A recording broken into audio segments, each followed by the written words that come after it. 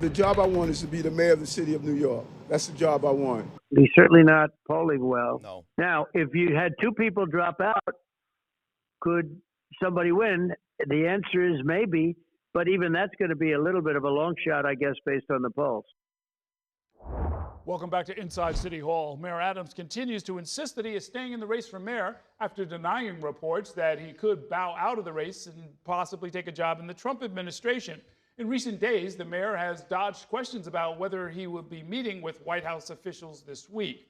President Trump, meanwhile, has denied speaking with Adams about dropping out of the race, but has repeatedly said that he believes the best way to defeat Zohran Mamdani is in a head-to-head matchup.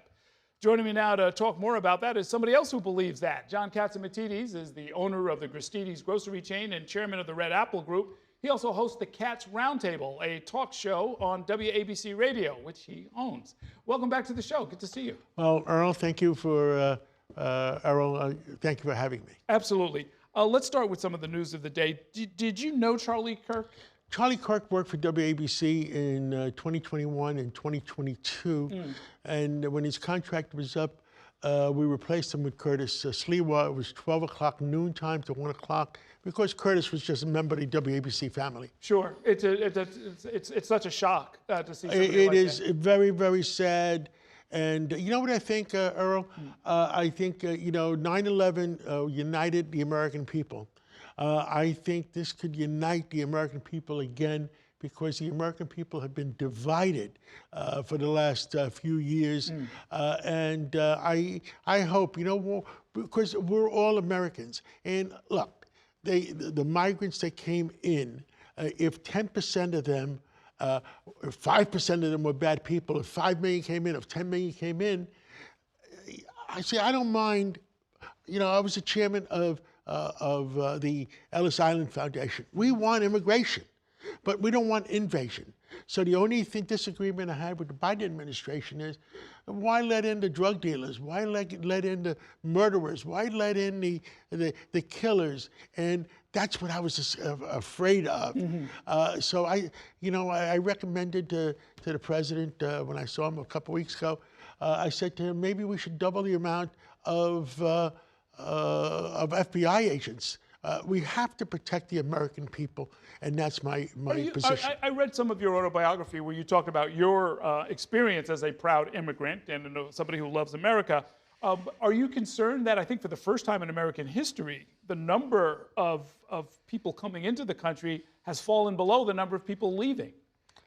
I believe that I'm concerned the birth rate in America. The Europeans are concerned about the birth rate in America because the migrants that moved into Great Britain, the migrants that moved into Germany or France, they're having 14 kids each. Sure. Meanwhile, the Germans, the French, the British only having 1.5. So if those migrants that moved into Europe are having 14 kids each, at what point do they outvote the Germans? At what point do they outvote? Well, but let's talk about America. I mean, let's talk about it. If we have immigrants coming here, America has tended to grow. But here again, it's slowing and it's even reversing, and that is part of what the president wants through this mass deportation campaign, right? Well, not the deportation necessarily, but bring in people that want to assimilate and become Americans. My grandfathers came in 1913. They wanted to work 70 hours a week. And you know why there's no Greek diners anymore?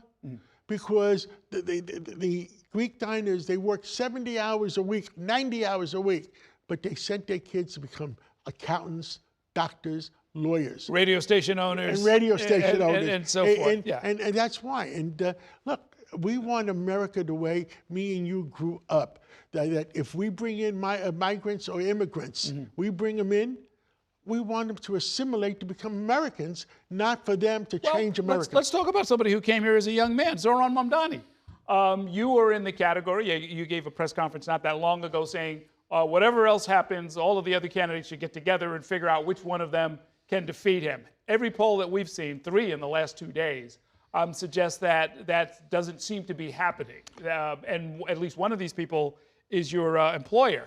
is your employee, I should say, Curtis Sliwa. Well, Curtis, what's the state of this question now? Curtis is family, and I wish the best for him. Eric Adams, I know he's been mayor for 4 years. The Cuomo family I've worked with for the last 30 years. So my position was anybody but Zohran, because I don't believe in socialism. I believe in Governor Hochul was in our Southampton breakfast that we have every Saturday with Father Alex. And what do? She says, New York City is the capitalist capital of the world. President Trump said the same thing. And we don't want socialism. Look, I was in Cuba. And I was going to say, you've met with Fidel Castro. You've had dinner with him. Yes. I have dinner with him. He's a very nice man. He smiles well. This is Zohran. He smiles well. I have no problem with it. But I had an old Jewish German mentor, and his comment was, it is reasonable to assume a person will do tomorrow what he did yesterday. And if you look at all of Zohran's videos, he wants to change New York. He wants to change America. We want America the way me and you grew up. I want America the way maybe when I grew up, Ozzie and Harriet. But you know, Father knows John best. Catsimatidis, you know what mayors can and cannot do. They're a public employee. They're term limited. The mayor has to. He can destroy the police department. Has to get cooperation from the state, from the courts. There's collective bargaining. There are legally binding contracts that he signed. But he can destroy the federal government. He can destroy the police department. He can destroy the Department of Education. He can destroy. Have you met with him? Do you have a sense that that's what he wants to do? I've talked to him on the phone. You think that's what he wants to do? I remember what I said. My old Jewish mentor. It is reasonable to assume a person will do today what he preached about the last 5-10 years. Well, the government-run grocery stores, I got a big kick out of that because I know you've had some commentary on it. I'll sell mine. And you know a lot about this, right? I mean, tell me if I'm wrong about this, but what I've read is that some of your Gristedes stores are they're commercial tenants in real estate that you own. So that they don't necessarily have to turn a profit, because we're always talking about like 2% margins on grocery stores. Right now, you know, I got to keep pronouncing your name right. Errol. Errol. Right now, we're not making 1%, 2% margin. You know why half the drugstores have left New York? You know why half the supermarkets have closed down? Because we're not making plus 2%. We're losing 2% right now. Everything is locked up. Everything is locked up. Yeah. And people, we're paying the highest electric costs in the country. We're paying the highest rents in the country. We're paying the highest wages in the country. We're all union wages. And congestion pricing. So who pays the congestion pricing? So if a government-run store wanted to absorb some of those costs, they could in fact bring some of the prices down. Absolutely. Yeah. So what? I'm going to fight City Hall? No. That's it. No. Okay. Very, very interesting. What is the state of this question? When you look at the polls, I mean, it seems to me we're almost at a point where even if almost everybody dropped out of the race and there was only one opponent to Mamdani, some of these matchups, according to these polls, it looks like he would still come out on top. Earl, I think that what President Trump has said to me a couple of weeks ago, what we talked about in July, about Cuomo, looks like it should be one-on-one with Mamdani. And maybe he's right, and maybe it should be Cuomo against, I don't know. Look, I know Eric Adams. All three of them would make fine mayors. But if let's see, I think Eric Adams said he's going to do a new poll on his own to decide what he wants to do.